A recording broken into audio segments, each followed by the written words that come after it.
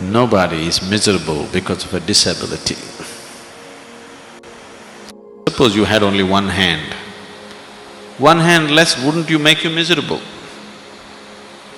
It is just that everybody else has two hands, you have only one, that makes you miserable. One hand less, does it cause misery? Does it cause misery? I'll come to you, I know what you're saying. One hand less or one eye less wouldn't cause misery. What causes misery is everybody else has two, I have only one. That causes misery, isn't it? So,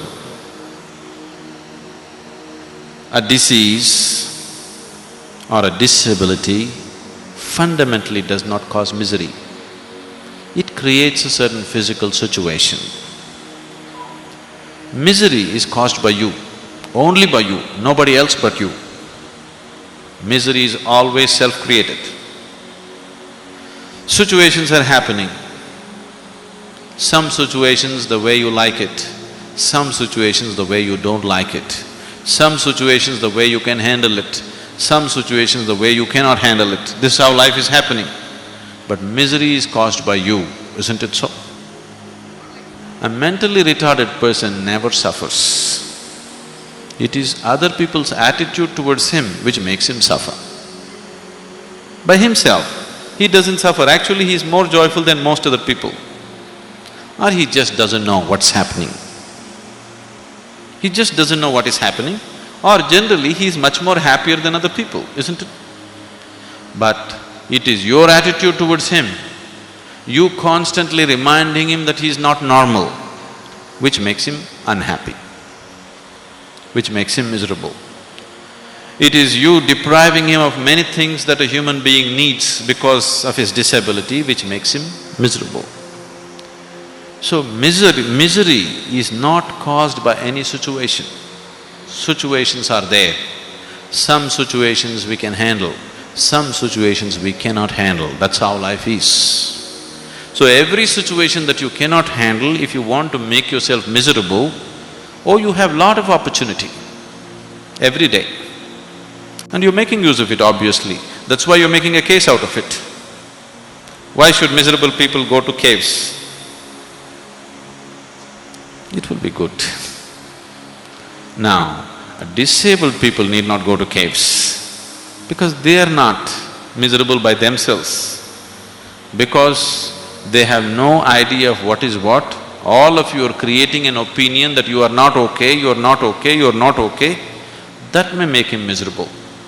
If you just see, some people come with two hands, some people come with one hand, some people will come with this bigger brain, some people come with this bigger brain, it is all a part of nature and it is there, what best we can do with them, we do. There would be no misery in disability, isn't it? Isn't it so? If you allowed your humanity to function rather than your prejudice to function, then there would be no misery in disability. So, misery is not because of disability. Misery is caused by you because you're unconscious of what you're doing. Because the basic faculties in you, your mind and body is not in your control, that's why you're causing misery. Please look at your life and see. 4 limbs are intact for you, everything is right for you, but still, how many moments in 24 hours are you truly joyful? Very few, isn't it? If at all, if you are. That's an unfortunate way to live, that's all I'm telling you. You don't have to go beyond all these things, you just have to stop creating those things. Your fear, your anger, all these are products of a mind which you have not taken charge of. Your mind is capable of producing joy, your mind is capable of producing fear, your mind is capable of producing anxiety, turmoil, tranquility, agony, ecstasy, it can produce anything.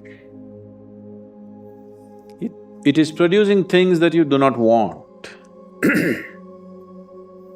simply because you do not know how to handle it. There is no need for anybody to handle their fear, their anger, their whatever, nor is there any need for anybody to seek happiness or peace or joy or blissfulness. There is no need. All you have to do is, you have to spend some time, you have to do certain sadhana to find out where the keyboard is for this fantastic computer that is loaded on your head. You don't know where the keyboard is, so you're punching all the wrong numbers. So all kinds of things are happening. So either you can make this mind into a miracle, or you can make this mind into a misery manufacturing machine. So the misery in the form of anger, fear, you don't have to do anything about it. You just have to stop the production line, not the product. You just have to stop the production line and start a different product. You must see that joy is coming out of it, bliss is coming out of it, because the same mind is capable of that also. Sometimes you're joyful, sometimes. A young man like this So it is capable of joy also. So you just have to… J is always here. You know the computers? That's where it is. If you do like this, like this, like this, misery, misery, misery. And if you hold one button, misery, misery, misery, misery, misery will multiply. You should know how to keep your hands off the keyboard and just punch what you want. Now, unawares, you don't even know where it is, it's punching. If you can't think properly, that's not where it is. Wrong buttons So, there is sadhana to take charge of your body, to take charge of your mind, to take charge of your energies, to take charge of everything that you are. Rather than taking charge of it, you are wishing for a nice product. It will not happen like that. Life has never worked like that. Not for anybody. Never ever has anything worked for anybody by doing all the wrong things. Unless you do the right things do not happen to you at all. The question of why we experience misery and how to stop creating it as a profound and complex one that has been explored by philosophers, psychologists, and spiritual traditions throughout history. Here are some general key insight. We tend to cling to pleasure and positive experiences and resist or avoid pain and negative experiences. This creates a cycle of craving and aversion that leads to suffering when our attachments and aversions are inevitably disrupted. We often have a distorted, egocentric view of reality, misunderstanding our true nature and our interconnectedness with the world. This ignorance leads us to make decisions and take actions that create a more suffering for ourselves and others. Emotions like anger, fear, jealousy, or resentment can consume us and cloud our judgment, leading to harmful behaviors. Unresolved emotional wounds and traumas can also be a source of ongoing misery. Structures of inequality, oppressions, and injustice in society can create widespread suffering and deprivation. Lack of access to basic needs, healthcare, education, and opportunities can perpetuate cycles of stopping the creation of misery. Develop the ability to observe our thoughts, emotions, and behaviors with non judgmental awareness. These can help us recognize the patterns and tendencies that lead to suffering and make more conscious choices. Learn to accept the impermanent and ever changing nature of reality rather than clinging to a false sense of permanence. Develop the ability to let go of attachments and aversion and respond to life challenges with equanimity. Expand our circle of concern beyond just ourselves and develop genuine care and concern for the well being of all beings. Recognize our fundamental interconnectedness and work towards the alleviation of suffering for all.